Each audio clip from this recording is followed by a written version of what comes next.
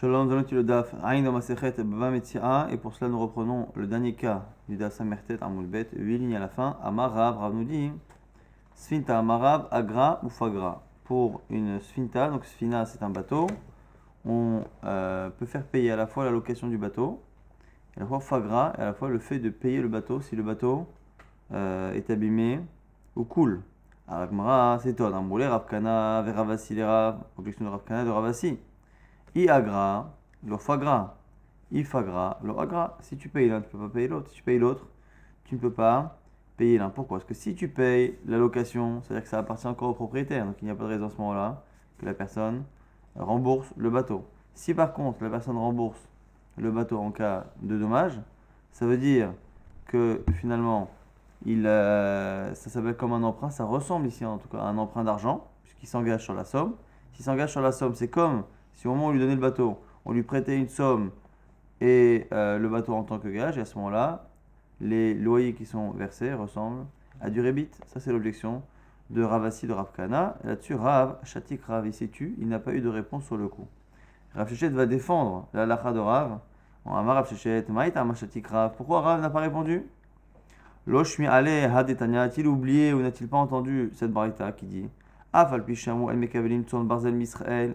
Mais tu n'as pas le droit de faire Tson Barzel Misraël. On verra Tson Barzel dans le Amud Bet, Aïn Amud Bet. On verra Tson Barzel, c'est le fait de laisser à quelqu'un, non pas de l'argent, mais en général des troupeaux, et de faire en sorte que celui qui garde le troupeau prend toutes les responsabilités si le troupeau disparaît, mais par contre on partage les gains. Donc ce qu'on avait dit à une époque, c'était pour de l'argent, mais là c'est pour du troupeau. C'est la hawk min el-sed. On s'éloigne du el-sed, de la perte, mais on accepte les gains. Ça, c'est assaut. C'est remarqué dans la Mishnah. C'est assaut midaraban, mais c'est assaut. Donc, ça, effectivement, c'est assaut. Pourquoi? Parce que là-bas, on laisse la personne faire fructifier des biens. On prend avec lui une partie des gains et on ne veut pas prendre la responsabilité. Aval mekalin son barzel min anochim. On avait dit dans la Mishnah qu'on a le droit de le faire avec des goïms. Aval amrou. Et là, c'est là où la Baraita rajoute par rapport à la Mishnah. Hacham para la chavero, celui qui estime la valeur d'une vache, qui la lui laisse à son prochain. La mort lui dit paraîtra asuya alay bishoshim dinar. Et l'autre lui dit voilà, je suis responsable des 30 dinars que vaut cette vache. Va ani ailelecha selar vechodesh, et je te paye en plus un selar par mois comme loyer. Mouta, c'est autorisé. Les fiches chez lo as adamim, car il ne l'a pas transposé en dette. La Gemara dit attends, vélo as adamim, comment il n'a pas transposé en dette? Dès le départ, il dit ta vache vaut 30 dinars que je m'engage à te payer. L'agma corrige, enfin pas corrige, mais explique. Amarav Shechet, lo asa adamim, mais haïm, car ça n'a pas été une dette qui prend effet du vivant de l'animal. Et là, la charamita, mais après la mort de l'animal. Donc c'est pas au moment où il prend la bête qui dit voilà, je t'emprunte 30 dinars qui sont dans cet animal, et je te les rendrai quoi qu'il arrive, soit par l'animal lui-même, soit par 30 dinars s'il n'est pas là. Et à ce moment-là, effectivement, si on estime que essentiellement c'est un prêt, à ce moment-là, si on ne regarde plus la vache en tant que vache, mais 30 dinars qu'elle représente, donc je te prends 30 dinars dans cette vache et je te rends des 30 dinars éventuellement cette vache ou en liquide, à ce moment-là, tous les loyers que je te paye ressemblent à du rébit. Réponse donc de Rav Shechet, pas du tout, c'est différent ici. À partir du moment où il ne fait que louer l'animal et simplement il y a un engagement qui est fait, il est possible de louer un animal et de faire en sorte qu'à la fois la personne paye des loyers et à la fois la personne s'engage à rembourser si l'objet est endommagé. Au passage, la Gemara tranche, Amarafa pa elichetas fina agra ou fagra, la halakha est ainsi que pour un bateau par exemple, on peut à la fois faire payer des loyers et à la fois faire payer au locataire la valeur du bien s'il est abîmé. Nagu bene khoufra, et on nous dit que l'habitude des gens de Koufra, donc des gens qui s'occupaient des bateaux, de justement agra bishad meshicha, de faire payer le loyer au moment où la personne prend le bateau, fagra bishat shvira, et de faire payer le bateau si la personne l'abîme sans rendre les loyers. Alors l'agma nous dit attends, je comprends pas. Tu me dis que la halakha est comme ça, et après tu me dis que c'est l'habitude des gens, comme si finalement l'un dépendait de l'autre, comme si la halakha avait été tranchée parce que les matelots avaient l'habitude de faire cela. Atou biminagat aliamilta. Est-ce que la halakha et la chose ici dépend du minhag de l'habitude? Elle m'a dit non, tu as inversé. Mishum de matnita tanya minhaga. Non, c'est parce que on a enseigné ça dans une braïta que la halakha est comme ça, que le minhag s'est développé. Donc c'est pas le minag qui est à l'origine de la halakha, mais c'est la halakha qui est à l'origine du minag. Amar Rav Anan Amar Shmuel, justement par rapport à cette situation-là, on va justement utiliser cette halakha-là pour repousser une déduction que certains avaient fait de Shmuel. Amar Rav Anan Amar Shmuel, au nom de Shmuel. Marot Sheli Tomim Mutal Alvotam Berevit. Lorsqu'on a un tuteur qui s'occupe de la richesse ou des biens d'héritiers qui sont mineurs, donc d'orphelins, qui ont perdu leur père, qui ont hérité de leur père, qui n'ont pas la capacité légale et mentale de s'occuper de leurs biens, on a un tuteur qui s'en occupe. Et on nous dit ici que le tuteur a le droit, au nom des héritiers mineurs, de prêter de l'argent avec Révit. Et pour l'instant, ça n'a l'air de ne faire aucune distinction. Pourquoi ? Parce que les enfants sont mineurs, et comme ils sont mineurs, ils n'ont pas réellement l'interdit de la Torah de prêter avec intérêt. Et le tuteur non plus ne l'a pas, puisque ce n'est pas son argent qu'il prête, mais l'argent de quelqu'un d'autre. Alors, Rav Nachman objecte à cette logique-là qu'on a dit dans Shmuel. Mishum de Yatmeninhu, quoi ? Les pauvres, ce sont déjà des orphelins. Final où ils seront, on va en plus leur faire consommer, entre guillemets, quelque chose d'interdit. Yatme de Achle de Lav Didou, des héritiers et donc des orphelins qui consomment ce qui ne leur appartient pas. Les Zloubatar Shevkayu, ils vont suivre leur père dans le cimetière, c'est-à-dire qu'ils risquent de mourir justement parce que dès leur plus jeune âge, ils consomment quelque chose qui est interdit comme du rébit.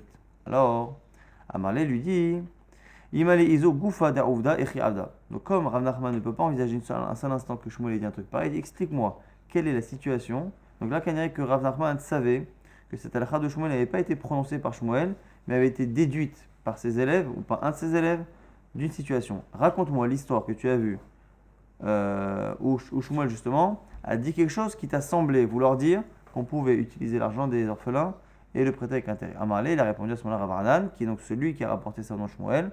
Ha'oudouda debne Mar Ogva. C'est l'histoire d'un doud, donc c'était une sorte de grand récipient, un grand chaudron qui appartenait au fils de Mar Ogva. Donc Mar Ogva Kaniré est décédé, a laissé des enfants jeunes, mineurs, Navabar Meshmuel, et parmi les choses qu'il a fait hériter, il y avait ce grand récipient, et ce grand récipient qui s'en occupait, c'était Shmuel. Donc Shmuel, il était justement apotropos, il était tuteur pour les enfants, les héritiers de Mar-Ogva. Et que faisait Shmuel avec ce grand chaudron ? Takil ve'ivle, il le laissait en location, Takil ve'shakile, et quand il reprenait, Shakil agra et Shakil prata. Donc en fait, il le prêtait, il le récupérait, il le prêtait, il le récupérait à chaque fois. Shakil agra, il prenait les loyers, et Shakil pechata, et il récupérait en plus la perte qu'il y avait. Donc comme c'est en métal, c'est un chaudron en métal, des fois le métal s'abîme, perd un peu de sa matière, donc en tout cas à l'époque, avec les matériaux qu'ils avaient. Et donc, il prenait à la fois les loyers et à la fois la perte. Alors, du coup, Rav Anan explique l'étonnement qu'il a eu vis-à-vis de cette situation. Il dit Iagra, l'opechata, si tu prends les loyers, tu récupères pas les pertes. Ipechata, lo agra, si tu prends les pertes, tu prends pas les loyers. Exactement la même logique qu'on avait vu au départ, lorsque Rav Assi et Rav Kana avaient objecté Rav, tu peux pas faire payer les loyers et à la fois la perte. Puisque normalement le loyer, c'est entre autres justement le fait de payer ce genre de choses. Amarlé, il dit non, t'as mal compris. Ce qu'il a fait Shmuel, il n'a pas fait parce que c'était des orphelins et qu'on a le droit de faire un rébit avec des orphelins, pas du tout. Kiha, cette situation, afilou bediknane namishare le mervad. On a le droit de le faire même avec des ékénim, même avec des vieux. Pourquoi? Parce que ils ont pris sur eux, dès le départ, les gens qui louent, ils ont pris sur eux de prendre ce que l'on perd dans le néchrochet, dans le cuivre qu'il y a dans le doud, dans le chaudron, des kama des mikle nechacha, parce que finalement l'objet perd de sa valeur. Et donc, encore une fois, c'est la même logique que l'on peut très bien s'engager non seulement à payer les loyers, mais également à payer tout l'objet si l'objet est abîmé, ou en tout cas à payer la perte de l'objet si on est capable de l'estimer. Amar Rabba bar Shila Amar Rav Chizda Rav Chizda Vamrela. Il y en a qui disent que c'est Amar Rabba bar Yosef bar Chama Amar Rav Shechet ou Rav Shechet. Donc une halakha qui est citée soit au nom de Rav Chizda, soit au nom de Rav Shechet. Ma'ot shel Yetomim. Les Ma'ot shel Yetomim, donc l'argent des orphelins. Mutal alvotam karov le sachar verachok le efsed. On a le droit donc non pas finalement de faire avec un rébit, mais on a le droit de le faire dans une situation qui est interdite pour n'importe quel adulte. C'est karov le sachar verachok le efsed. C'est-à-dire que je rapproche de moi les gains, c'est-à-dire que je partage avec toi les gains où je les prends, mais par contre, loin de moi le risque de perte, je ne prends pas le risque de perte. Alors, toute cette sugi, en fait, elle cherche quoi? Elle cherche à trouver un moyen pour les orphelins de faire fructifier leurs biens. Quelqu'un qui a une richesse, il est capable de le faire fructifier. Ici, les orphelins ne sont pas capables. Si on leur donne chaque jour un peu de la richesse de leur père, ils vont finir par tout épuiser et à l'âge adulte ou même avant, ils risquent d'avoir tout consommé. Donc c'est pour ça qu'on cherche un moyen, qu'on a même pensé un seul instant, que Chachamim aurait autorisé à faire du Rébit. Là on dit non, Rébit c'est pas possible, c'est trop. Alors au moins on va faire ce système-là que Karol Asacha Verachok Leisen, qui finalement est un Rébit des Ravanan. Pas un Rébit d'Oraita parce que c'est pas Katsut, c'est pas prévu, fixé d'avance, mais c'est un Rébit des Ravanan à partir du moment où je ne prends pas la responsabilité sur ce qui peut arriver au bien. On considère finalement que c'est comme s'il y avait un prêt et du coup le fait de partager les biens finalement est une manière de récupérer un rébit sur ce prêt. Tanoura Banan, on a une braïta. Karol Asachar Verachok Leifset, pour un homme normal qui n'est pas orphelin. Karol Asachar, celui qui rapproche de lui donc le gain. Verachok Leifset, qui ne veut pas entendre parler de perte. Rachar, c'est un rachat, même s'il ne fait que transgresser un issur de Rabanan, c'est suffisant pour dire qu'il est rachat. Karov Leifset Verachok Asachar, si il dit je prends les pertes, mais je ne prends pas les gains, donc je te prête de l'argent. Je te prête 100 euros. Si les 100 euros disparaissent, c'est pas grave, je te les réclame pas. Et si tu fructifies l'argent, garde-le pour toi. Alors là, il n'est pas dans la normale. Parce que dans la normale, il ne devrait pas prendre sur lui, à ce moment-là, le Hefsed. On nous dit quoi, chassid? Là, il est au-delà de ce qu'on lui demande. Il est chassid. S'il est karov lazé velazé, s'il est proche de l'un et de l'autre, c'est-à-dire il prend à la fois la responsabilité et à la fois les gains, on peut comprendre. C'est l'autre qui travaille pour lui. Hok misé ou misé, si il s'écarte des deux, c'est-à-dire je ne prends pas les gains, mais je ne prends pas non plus les pertes, Zoï midat koladam, c'est ça, la mida, le comportement de tout un chacun, c'est ça la normalité et l'équilibre. Donc on nous dit que celui qui ne veut pas prendre de risques et qui prend les gains, il est rachat, l'autre il est chassid et le dernier il est koladam. Encore une fois, l'idée ici de karov et de rachok, c'est que c'est pas que des cas extrêmes où je prends tous les gains ou la moitié des gains et je ne prends aucune perte. Le simple fait de prendre un plus grand ratio dans les gains que dans les pertes, c'est déjà rachat. Si je prends 50% des gains, mais je ne m'engage qu'à 25% des pertes. Il est déjà plus karov, il est déjà plus près d'un gain que d'une perte, et donc on estime que puisqu'il prend 50% des gains, il y a 50% qui sont à lui, et c'est pas normal que sur ces 50% qui sont à lui qu'il a prêté, c'est pas normal qu'il récupère que 25% des pertes. Enfin l'inverse, s'il prend que 25% des pertes, c'est qu'il n'y a que 25% qui sont à lui, pourquoi il récupérait plus que cela dans les gains? Il devrait récupérer que 25% des gains. S'il récupère 50%, c'est que les 25% supplémentaires sont plus ou moins un rébit de la partie qui a été prêtée. Amar les Rabba les Rav Yosef. Maintenant, la Gemara essaie de trouver encore une solution pour les Yetomim. Anézouzé des Yatmé, l'argent qui appartient aux orphelins. Et Khiav Dinan Léo, comment faire? Amalé, il a dit, c'est pas un problème, qu'est-ce que tu veux? Modvinan Léo Benida, on met l'argent au Bedin. Viaïnan Léo, Zouza, Zouza, et on leur donne, Zouz après Zouz, euro après euro, on les paye, et on leur donne de quoi manger. Amalé, il dit, non, t'as pas compris ma question. Veha, Kaka, il y a quand même, si ça, tu vas consommer tout le capital, il ne restera plus rien. Amalé, Mareché Avid, l'autre lui dit alors, mais que veux-tu qu'on fasse? Amalé, Batkinan Gavra de Hitle de Ava Pricha. On va chercher quelqu'un qui est riche et qui a des lingots d'or. Alors on verra pourquoi. On veut quelqu'un qui va faire fructifier l'argent, qui va donner une partie des biens donc aux Yitomim avec ce système-là où on tolère pour les Yitomim qu'ils prennent une partie plus importante dans les gains que dans les pertes. Simplement, ici on a besoin d'un gage avant de laisser l'argent. Et le gage ici, on va privilégier des gages qui ne sont pas utilisés habituellement comme gage, de peur que la personne nous donne comme gage un bien qui est chez elle déjà en tant que gage. Donc du coup, des lingots d'or, c'est pas habituel. Donc on cherche quelqu'un qui a des lingots, qui sait fructifier l'argent et qui a des lingots. Et qui n'a d'ahava miné, on lui prend l'or comme gage de la somme qu'on lui laisse. Il y a avinan, nehouni allé et on lui donne l'argent. Et on fixe avec lui un contrat de karov la sachar, qu'on prend une part plus importante dans les gains, que dans les pertes, qui est interdit pour encore une fois un adulte, mais autorisé pour un orphelin. Mais par contre, on ne prend pas autre chose comme gage. Dilma Pikadon Ninou, de peur que ce soit déjà un gage que lui possède parce qu'il a prêté l'argent à quelqu'un. Veate Maria Yves Simani, Veshakile, de peur que vienne le vrai propriétaire et nous le récupère et que du coup on perde la possibilité de sécuriser ce montage financier. Amar Ravashi nous dit maintenant Tina Rimeshkachad Gebra de Hitledava Pricha, dis-moi, c'est pas tous les jours qu'on rencontre des gens qui font ce métier et qui en plus possèdent des lingots d'or. Comment tu fais si tu ne trouves pas? Nous on cherche une solution pour tous les tomis. Il y a malheureusement plus d'orphelins à l'époque de la Gemara que de gens qui collectionnent les lingots. Il en Mishtakar Gavra de Hitledava Pricha, si on ne trouve pas quelqu'un, Nichlouz Diatme, donc on va refaire la situation de départ, c'est-à-dire qu'on va leur donner chaque jour un peu de leur capital jusqu'à ce qu'ils s'épuisent. Et là, Ravashi propose quelque chose de plus pratique. Hazinan Gavra, les Mchapo Nirse. On n'a qu'à avoir quelqu'un dont les biens, dont les terrains sont silencieux, c'est-à-dire que personne n'a jamais dit, tu sais, le terrain sur lequel tu es, il est à mon père, il est à moi, rien. Meheman, quelqu'un qui habituellement est digne de confiance auprès des gens. Shmarmina de Horaïta, et qui écoute toute la lachot de la Torah. Et l'homme Mekabel Shamta de Rabbanan, qui n'a jamais transgressé un issur de Rabbanan, une takana de Rabbanan qui aurait justifié qu'on le mette en idouille, qu'on l'exclue. Donc un type qui est bien en tout point. Et Avina Léoni Ale, Bevedina, et on lui donne l'argent en présence du Beddin, et à ce moment-là, ça permet de sécuriser autrement que par ce système de lingots qui n'est pas très fréquent.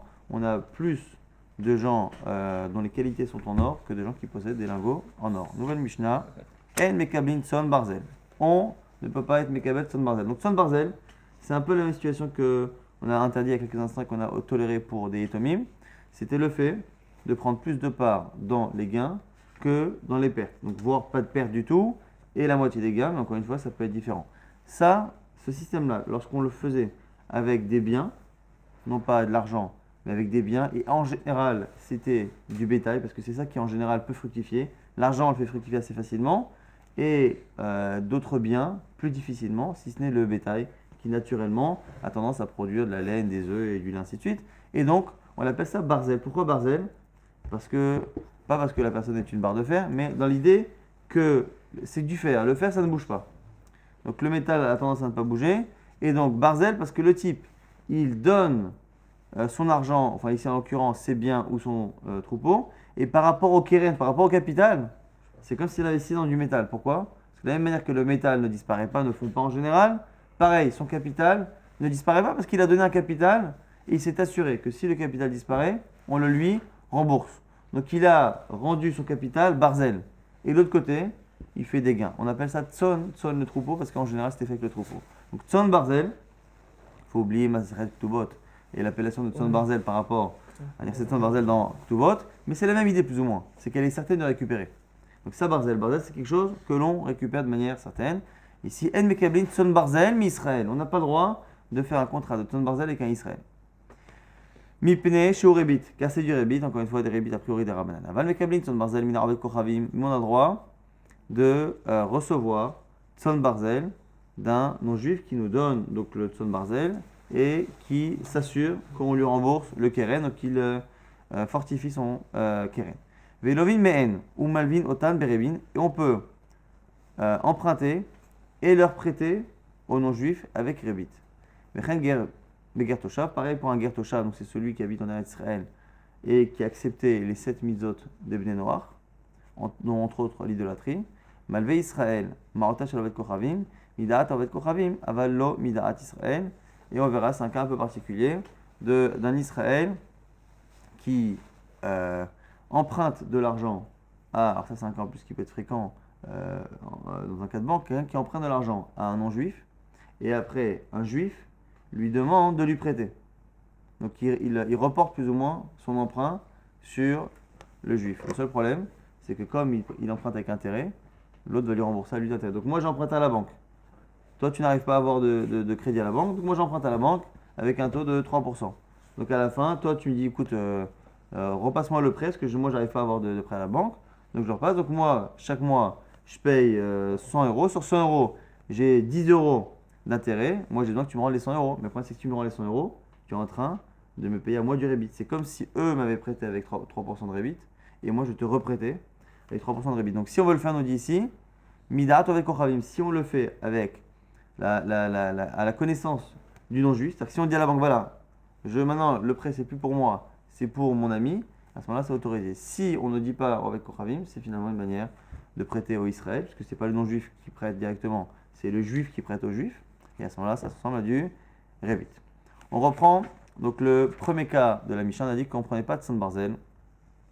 Tzon Barzel, on a dit c'est quelqu'un qui laisse du troupeau ou un bien, il dit voilà, le keren, le capital, si tu le perds, tu me le rembourses, mais par contre les gains, on les partage. Alors la Gemara dit attends, si la personne rend le capital, c'est quelque chose, les mêmes c'est qu'on peut déduire que des birshuta des mkabel kaima, que ça appartient entre guillemets, c'est dans le domaine du mekabel, de celui qui reçoit. Hormis nous on objecte, pourquoi? Un mekabel tzan barzel, celui qui reçoit tzan barzel minanochim, d'un non-juif. Vladot, les enfants qui naissent des animaux, turim mina bechora, non pas la kedusha, la sainteté du bechor. Lorsqu'un animal enfante d'un bechor, d'un aîné, il a une kedusha et on doit le racheter. Et là ici on nous dit quoi? Lorsque le juif reçoit d'un non-juif un digne de tzon barzel, le bébé qui sort n'a pas un digne de bechor, ce qui sous-entend qu'il appartient au non-juif, parce que s'il appartient à un juif, c'est bechor. Ça appartient pas à un juif, il n'y a pas de bechor. Donc la Gemara dit, je ne comprends pas. À qui appartient l'animal? Lorsqu'on fait un din de Tzon Barzel, à qui il appartient?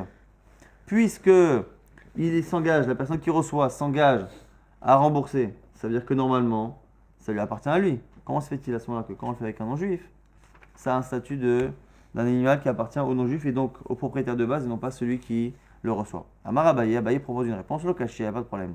Hadem Kalel, Ale, Unsa Vezula. Ha de l'homme kabel, allez, unsa vezula. On fait une distinction. Dans le cas là-bas, on fait une distinction. Donc, dans un cas, il a pris la chariout, et dans le cas, il a pris la chariout. Dans le cas du non-juif, donc dans le cas où on a dit qu'on prend Tzon Barzel et que là-bas, à ce moment-là, il n'y a pas un digne de Bechor, c'est un cas où le non-juif qui a laissé l'animal a pris sur lui la responsabilité si l'animal meurt ou disparaît. Ce qui est à l'encontre, a priori, de la définition de Tzon Barzel, comme la Gemara va tout de suite objecter. Donc là, la réponse de Abaye, elle est terrible. Il dit Lokaché, il n'a pas de coucher, mais en fait, il a complètement déformé la Mishnah, parce que déjà, il a changé le din de Tzon Barzel, parce que Tzon Barzel, par définition, c'est je prends les gains et je ne prends pas les pertes. Là, à dire que dans le cas du non-juif, c'est un cas comme ça, c'est un peu difficile.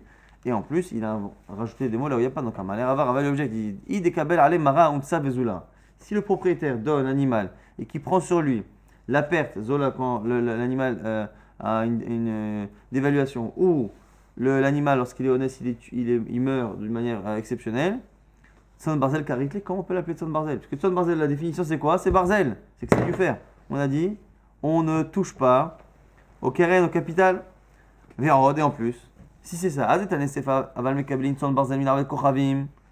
Et pourquoi alors, si c'est ça, si le cas est tellement différent, pourquoi être parti chercher un cas où on a donné à un non-juif? Puisque finalement, c'est quoi la différence entre le premier cas et le second cas essentiellement?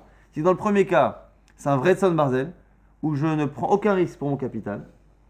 Et dans le second cas, quoi? Je prends le risque au capital. Je prends une partie des gains et je prends une partie du risque de la dévaluation et du risque qu'il y a sur l'animal. Et à ce moment-là, c'est autorisé, parce que c'est plus dans un cas justement de Rachok, Leifsed, Vekarov, la Sacha. Et donc du coup, au lieu d'aller dire que c'est interdit avec un juif et autorisé avec un non-juif, dis-moi directement qu'un cas où le capital est assuré alors que je prends les gains, c'est interdit. Lorsque par contre, j'accepte à la fois de prendre les gains, mais à la fois de prendre un risque sur la perte, c'est autorisé. Ne va pas me chercher l'histoire avec un non-juif. Le non-juif déjà, ici, il est hors sujet. Donc ce sont les deux questions de Rava. Pourquoi dire... Donc l'Iflok Bédité, on aurait dû dire déjà, faire la distinction dans un cas avec un juif. Mais dans le côté c'est interdit. De l'okabel alemara unsa vezula. Lorsque le propriétaire ne s'engage pas pour les risques et la dévaluation, aval kabel mara unsa vezula. Mais s'il prend ses risques, chez Pierre Damé, c'est autorisé. Et c'est pas la peine de parler d'un cas d'un non-juif. Et là, Rava, du coup, Rava rejette cette objection. Et la question reste entière. Quand on s'engage pour. Quand la personne qui reçoit les animaux s'engage à donner des gains, mais il s'engage à rembourser le capital, s'il perd, c'est-à-dire que le capital est à lui. S'il est à lui, pourquoi? Dans une situation où c'est le non-juif qui donne l'animal, l'animal n'a pas de digne de Bechor. Et là, Rava explique. Il dit Vedi de lokabel alemara umtsa vezula. Non, pas du tout, dans les deux cas. C'est un cas où le propriétaire a assuré son capital, c'est ça de son barzel. Ah, pourquoi il n'y a pas de din de Bechor? C'est spécial au din de Bechor. Dans l'absolu, effectivement, la personne qui s'engage à rendre le capital, c'est elle qui est propriétaire, plus ou moins. Avec Bechorot, pour le cas de Bechor, c'est spécial. Aïnou ta'am, des vladot ptorim mina Bechor, qui va de Iloi Iv les Atenochi tafis lel behema. Pourquoi? Parce que le non-juif peut venir à un moment donné et rembourser l'argent et récupérer son animal. Ve'ilo mishkach la behema, et s'il ne trouve pas l'animal, tafis leu les vladot, il peut récupérer le vlad, l'enfant qui est né. Ve'avale yad nochi be'emtsa. Et ça s'appelle ici qu'il y a la main du non-juif au milieu. Il y a un principe que lorsque quelqu'un a un animal qui enfante et que c'est un bechor, normalement il y a une kedusha, il faut le racheter. Mais si la situation fait qu'il y a un non-juif qui est entre lui et Akadosh Baruch Hu, dans le sens où en fait la mère de l'animal à la base appartenait au non-juif, ce qui lui donne un droit de la racheter, et ce droit de la racheter, si la mère n'est pas là, se reporte sur le fils.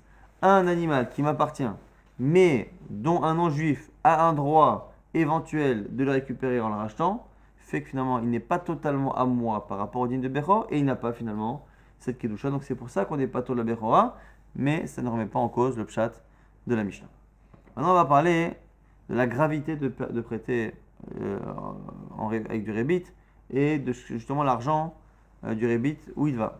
Alors on a un passage dans la Mishnah qui dit Marbe Hono, celui qui accumule et qui fait grandir sa richesse. Benecher vetarbit, avec Necher et Tarbit, rappelez-vous que ce sont les deux expressions. Necher, c'est le fait de mordre, c'est l'interdit de faire souffrir l'autre, et Tarbit, c'est le fait de faire fructifier, parce qu'on a vu qu'il y a deux interdits. À la fois l'interdit de prendre à l'autre ce qu'il ne doit pas donner, et à la fois moi de m'enrichir avec ce que je ne dois pas. Celui qui marbe ono benecher vetarbit, les honen dalin ikbetsenu, il accumule cette richesse au ono, ikbetsenu les honen dalim, pour celui qui donne aux pauvres. Chonen Dalim, c'est celui qui donne aux pauvres. Alors, c'est quoi cette histoire? Celui qui s'enrichit avec du rébit et du nécher, il est en train de donner quoi, au resto du cœur à celui qui donne aux pauvres. La dit non. Maï le Chonen Dalim, c'est quoi l'exemple? Amarav, Kegon, Shavur Malka, comme le cas de Shavur Malka.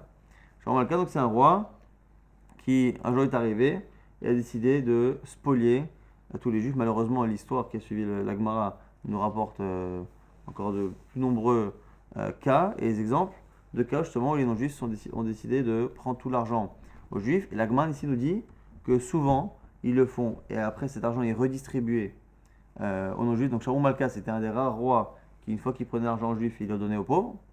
Mais en tout cas, dans ces cas-là, on dit voilà, on applique le passouk, puisque normalement on ne doit pas prêter avec intérêt. Et regardez le chidouche de la Gemara. Amar Nachman, Amar li Huna, que Huna, Ravuna lui a dit Lo nitzrecha. Et là, ici, la nécessité de ce verset n'est que pour le fait de prêter avec intérêt à un non-juif. Prêter à un juif, à partir du moment où c'est interdit, il est évident qu'un argent mal acquis, au niveau de la Torah, puisque c'est interdit, un argent mal acquis, c'est normal qu'il n'emmène pas la bracha. Et là, on n'a pas dit que la personne allait se ruiner. Tout l'argent qu'elle a accumulé, celui qui s'est enrichi par le rébit, perdra sa richesse. La richesse qu'il a gagnée par le rébit. On n'a pas dit qu'il allait perdre ce qu'il avait avant, mais c'est logique, au final, nous dit Ravuna, que quelqu'un qui gagne de l'argent avec ce qui est interdit, c'est normal que cet argent-là n'ait pas la bracha, et s'il n'a pas la bracha, il partira à gauche ou à droite. Et ici, le chidouche, donc, c'est pour le rébit qu'on a prêté, qu'on a fait avec un non-juif. La Gemara objecte est tive, pourtant, Rava objecte à Rav Nachman. La nochi tashir, c'est marqué dans la Torah, pour le nochi tashir, donc la shir, c'est le milachon necher, c'est le verbe qui est par rapport au mot necher. Maï tashir, la tishor, n'est-ce pas que tashir, c'est que tu peux prêter avec intérêt, ça veut dire lo tachir, tu peux emprunter avec intérêt. Donc tu peux rembourser des intérêts à un non-juif, mais pas lui prêter avec intérêt. Là, on m'a dit lo sagé de la vachi, quoi, attends. J'ai pas le droit de lui prêter avec intérêt, mais j'aurai l'obligation, la nochit tachir, parce qu'il y a deux manières de le comprendre. Est-ce que c'est une obligation ou est-ce que c'est une permission? J'aurai une obligation de lui donner des intérêts.